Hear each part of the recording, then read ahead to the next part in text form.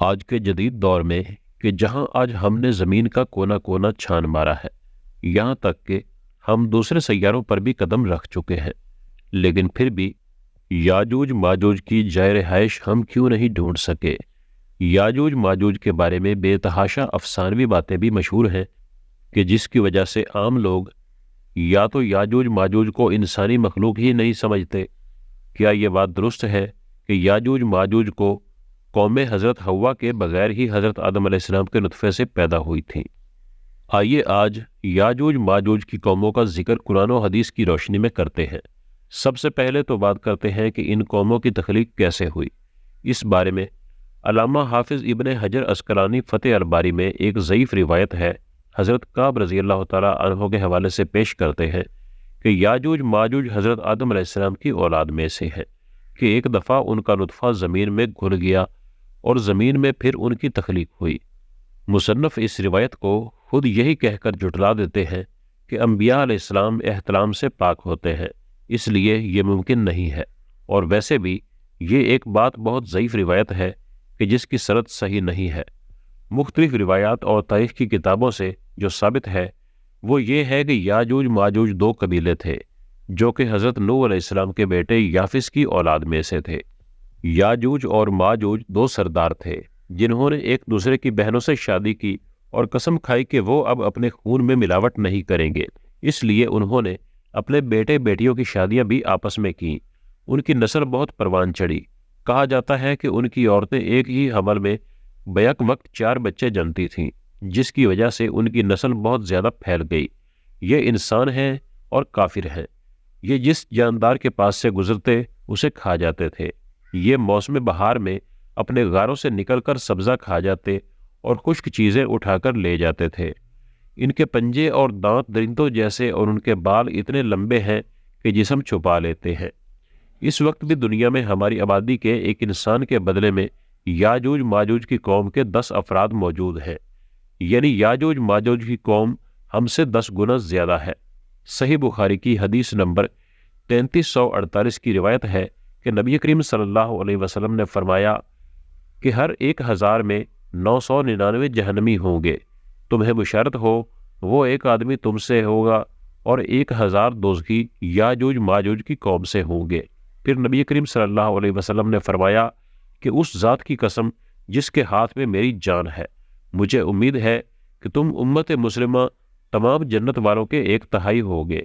اس حدیث سے ہم اندازہ کر سکتے ہیں کہ یاجوج ماجوج کی تعداد کتنی ہوگی۔ تاریخی شواہد سے معلوم ہوتا ہے کہ لوگ شمال مشرقی ایشیا میں زندگی بسر کرتے تھے اور اپنے وحشیانہ حملوں کے نتیجے میں ایشیا کے جنوبی اور مغربی علاقوں میں مصیبت برپا کرتے تھے۔ بعض تاریخ دانوں نے ان کے رہائشی علاقے کو ماسکو اور توبلسے کے آس پاس بتلایا ہے، اور بعض کا خیال ہے کہ یاجوج ماجوج کا شہر تبت اور چین سے بحیرہ مجمد شمالی تک اور مغرب میں ترغستان تک پھیلے ہوئے تھے۔ قیامت کی 10 عظیم نشانیوں میں سے ایک یاجوج ماجوج کا ظہور بھی ہے۔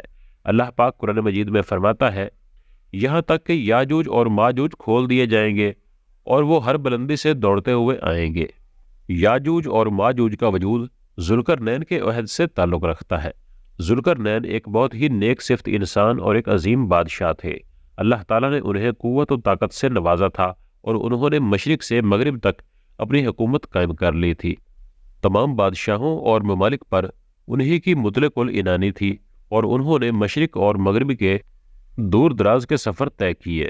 ان کا تذکرہ قرآن مجید کی سورۃ الکاف کی آیت نمبر 83 تا 98 میں ملتا ہے، اور جس کی تفسیر ہمیں احادیث میں بھی ملتی ہے۔ اسی زمانے میں یاجوج ماجوج نے بھی قتل و غارت کا بازار گرم کر رکھا تھا۔ وہ ایسے وحشی تھے کہ انسان کو زندہ چیر پھاڑ دیتے تھے اور خون کی ندیاں بہانا ان کا معمول تھا۔ جب بھی کوئی علاقہ فتح کرتے تو وہاں موجود جوان لڑکیوں کا خون پی جاتے، جس سے وہ خود کو دوبارہ جوان محسوس کرتے۔ پھر جب حضرت ذوالقرنین فتوحات کرتے کرتے یاجوج ماجوج کے قریب پہنچتے تو وہاں کے لوگ ان سے شکایت کرتے ہیں کہ ہمیں کسی طرح اس ظالم قوم سے نجات دلائیں۔ اللہ پاک سورہ کاف کی آیت نمبر 93 تا 98 میں فرماتا ہے، یہاں تک کہ جب 2 دیواروں کے درمیان پہنچا، ان دونوں کے پرے اس نے ایک ایسی قوم پائی جو بات سمجھنے کے قریب بھی نہ تھی۔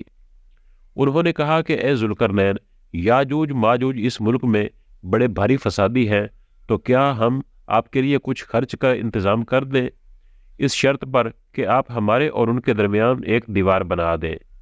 اس نے جواب دیا کہ میرے اختیار میں پروردگار نے جو دے رکھا ہے وہی بہتر ہے، تم صرف قوت طاقت سے میری مدد کرو، میں تم میں اور ان میں مضبوط حجاب بنا دیتا ہوں۔ مجھے لوہے کی چادریں لا دو، یہاں تک کہ جب ان دو پہاڑوں کے درمیان دیوار برابر کر دی تو حکم دیا کہ آگ تیز جلاؤ، اور فرمایا کہ اس دیوار پر پگھلا ہوا تانبا ڈال دو۔ پس تم میں اس دیوار کے اوپر چڑھنے کی طاقت تھی اور نہ ان میں کوئی سوراخ کر سکتے تھے۔ کہا یہ صرف میرے رب کی مہربانی ہے، ہاں جب میرے رب کا وعدہ آئے گا تو اسے زمین بوس کر دے گا، بے شک میرے رب کا وعدہ سچا اور حق ہے۔ اب آپ یہ تو جان چکے ہیں کہ یاجوج ماجوج کو کس نے اور کیسے قید کیا ہے، لیکن سوال اب یہ ہے کہ وہ کب اور کیسے اس دیوار کو گرا کر باہر آئیں گے۔ اس بارے میں ابن ماجہ کی حدیث نمبر 4080 پیش کرتے ہیں۔ حضور اکرم صلی اللہ علیہ وسلم نے فرمایا کہ یاجوج اور ماجوج ہر روز اپنی دیوار کھودتے ہیں، یہاں تک کہ جب قریب ہوتا ہے تو سورج کی روشنی ان کو دکھائی دے تو جو شخص ان کا سردار ہوتا ہے وہ کہتا ہے کہ اب لوٹ چلو، باقی کل کھودیں گے۔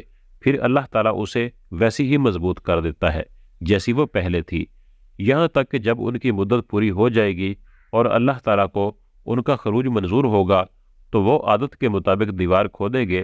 جب کھودتے کھودتے قریب ہوگا کہ سورج کی روشنی دیکھیں تو اس وقت ان کا سردار کہے گا کہ اب لوٹ چلو، انشاءاللہ کل کھودیں گے، اور انشاءاللہ کا لفظ کہیں گے، چنانچہ اس دن وہ لوٹ جائیں گے اور دیوار اسی حال پر رہے گی جیسے وہ چھوڑ گئے تھے۔ وہ صبح آ کر اسے کھودیں گے اور اسے کھود کر باہر نکلیں گے۔ محدثین و مفسرین میں یاجوج ماجوج کی قوم اور ذوالقرنین کی دیوار کے حوالے سے بہت سے اختلافات پائے جاتے ہیں۔ اب تک 5 ایسی دیواریں سامنے آ چکی ہیں جن کے بارے میں قیاس کیا جاتا ہے کہ ان کے پیچھے یاجوج ماجوج کو قید کر دیا گیا تھا۔ ان میں سے ایک دیوار چین بھی ہے، لیکن یہ عام مسالے سے بنی ہوئی ہے۔ یمن میں دیوار مارب کے بارے میں بھی سکندر ذوالقرنین کے ہونے کا گمان کیا جاتا ہے، لیکن یہ سیلاب روکنے کے لیے بنائی گئی تھی۔ کفکار میں دریائے خزر اور بحر اسود کے درمیان دیوار کی طرح کا پہاڑی سلسلہ شمال اور جنوب کو الگ کرتا ہے۔ یہاں ایک لوہے کی دیوار بھی نظر آتی ہے جس کے بارے میں لوگ قیاس کرتے ہیں کہ یہی ذوالقرنین کی دیوار ہے۔ ایک صحابی رسول صلی اللہ علیہ وسلم نے عرض کیا کہ میں نے اس دیوار کو دھاری دار چادر کی طرح دیکھا ہے، جس کی ایک دھاری سرخ ہے اور ایک کالی ہے۔ اس پر آپ صلی اللہ علیہ وسلم نے فرمایا کہ واقعی تم نے اس کو دیکھا ہے، باقی یہ دعویٰ کہ سائنس کی ترقی کی وجہ سے اب دنیا کا کوئی چپا بھی بچا نہیں ہوا، یہ دعویٰ غلط اور بے دلیل ہے۔ جس دیوار کی اور جس قوم کی حق تعالیٰ نے خبر دی ہے وہ صحیح اور درست ہے، اور اس پر ایمان لانا واجب ہے اور اس کی تصدیق فرض ہے، مگر ہم کو اس دیوار کا موقع اور محل معلوم نہیں۔ بلا شبہ عقلاً یہ ممکن ہے کہ ہمارے اور ان کے درمیان بڑے بڑے سمندر اور بڑے بڑے پہاڑ حائل ہوں گے۔ اب سوال یہ پیدا ہوتا ہے کہ پہلے دجال کا ظہور ہوگا یا پھر یاجوج ماجوج؟ اس متعلق حضرت محمد صلی اللہ علیہ وسلم نے فرمایا کہ جب دجال کا ظہور ہو جائے گا تو حضرت عیسیٰ ابن مریم علیہ السلام دمشق کی مشرقی جانب سفید مینار پر زرد کپڑے پہنے ہوئے 2 فرشتوں کے بازو پر ہاتھ رکھے ہوئے اتریں گے۔ ان کی سانس کی بھاپ جس طرف جس کافر کو بھی پہنچے گی وہ ہلاک ہو جائے گا۔ حضرت عیسیٰ علیہ السلام دجال کو باب لد کے مقام پر قتل کر دیں گے۔ پھر اللہ پاک کے حکم سے حضرت عیسیٰ علیہ السلام مومنین کو کوہ طور پر لے جائیں گے، کیونکہ اس وقت یاجوج ماجوج کا ظہور ہوگا جن کو کبھی شکست نہ ہوئی ہے۔ یاجوج ماجوج ہر بلندی سے پھیل جائیں گے۔ جب یاجوج ماجوج ظاہر ہوں گے تو اتنی تعداد زیادہ میں ہوں گے، ان کا پہلا گروہ ہی بحیرہ تبریہ کا سارا پانی پی جائے گا، اور جب ان کا آخری گروہ بحیرہ تبریہ پر پہنچے گا تو گمان کرے گا کہ کبھی یہاں پانی ہوتا تھا۔ زمین کو فتح کرتے کرتے وہ بیت المقدس تک پہنچیں گے تو کہیں گے کہ ہم نے ساری دنیا فتح کر لی، اب آسمان کو بھی فتح کیا جائے۔ تو وہ آسمان پر تیر پھینکیں گے جو خون آلود ہو کر واپس آ جائیں گے، تو یاجوج ماجوج کہیں گے کہ ہم نے آسمان بھی فتح کر لیا۔ دنیا میں قحط پڑ جائے گا کیونکہ وہ سارا پانی پی جائیں گے اور ساری فصلیں کھا جائیں گے۔ پھر حضرت عیسیٰ علیہ السلام اور ان کے ساتھی جو کہ کوہ طور پر محصور ہوں گے وہ اللہ سے دعا کریں گے، اللہ پاک حضرت عیسیٰ علیہ السلام کی دعا کو قبول کرے گا، تو یاجوج ماجوج کی گردنوں میں ایک کیڑا پیدا ہو جائے گا جس سے ساری قوم ہلاک ہو جائے گی۔ ہر طرف یاجوج ماجوج کی لاشیں ہوں گی، گندگی، بدبو اور خون کی ندیاں بہہ رہی ہوں گی، یہاں تک کہ زمین پر پیر رکھنے کو جگہ نہیں ملے گی۔ تو پھر حضرت عیسیٰ علیہ السلام اللہ پاک سے دعا کریں گے تو اللہ پاک بڑے بڑے پرندوں کو بھیجے گا جو ان لاشوں کو اٹھا کر کہیں دور لے جائیں گے جہاں اللہ پاک کا حکم ہوگا۔ رسول اللہ صلی اللہ علیہ وسلم نے فرمایا کہ اس ذات کی قسم جس کے ہاتھ میں میری جان ہے، زمین کے جانور ان کا گوشت اور چربی کھا کر خوب موٹے ہوں گے۔ جب پرندے ان کی لاشوں کو اٹھا کر لے جائیں گے تو ان کے تیر کمان اس مقدار میں زمین پر ہوں گے کہ مسلمان ان کے تیر اور کمانوں سے 7 سال تک ایندھن جلا سکیں گے۔ اس کے بعد اللہ پاک ایسی بارشیں برسائے گا کہ سب کچھ اس میں بہہ جائے گا اور زمین ساری دھل کر پاک ہو جائے گی۔ پھر زمین پر ایسے پھل اگیں گے کہ ایک انار ایک جماعت کے لیے کافی ہو جائے گا۔ دودھ میں ایسی برکت ہوگی کہ ایک اونٹنی کا دودھ ایک بڑی جماعت کے لیے بھی کافی ہوگا، ایک بکری کا دودھ ایک گھرانے کے لیے کافی ہوگا۔ پھر کئی سال تک لوگ ایسے ہی رہیں گے۔